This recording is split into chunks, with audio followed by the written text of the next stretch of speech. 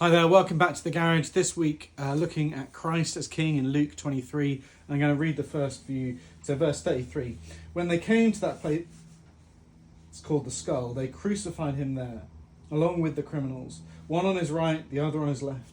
Jesus said, "Father, forgive them, for they do not know what they are doing." And they divided up his clothes by casting lots.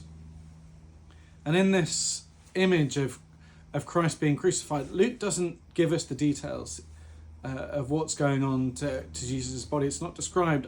I guess everyone who was originally reading this from Luke, knew what crucifixion was, may have walked past people being crucified, that they knew the depth of the agony that Jesus would have been feeling and the thieves either side of him.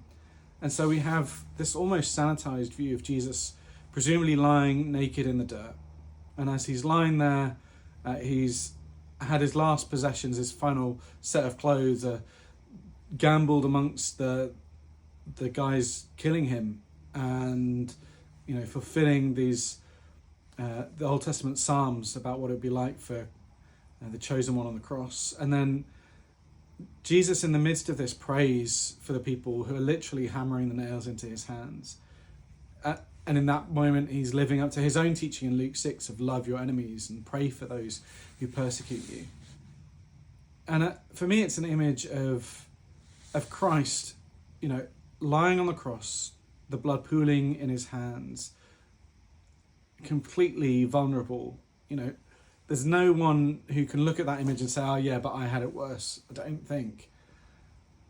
And so when we struggle, and some of us will have to struggle quite profoundly, we know that Jesus knows what our struggle is like.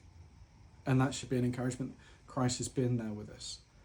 But it's equally true that when we feel far from God, when we know that we are distant from God, that we need him but he's far away, or where we don't want him and we want to drive him away, and we're effectively, philosophically or metaphorically, driving nails in his hands, Christ is still praying for us, that we can't go anywhere where he doesn't want us to come back to him from.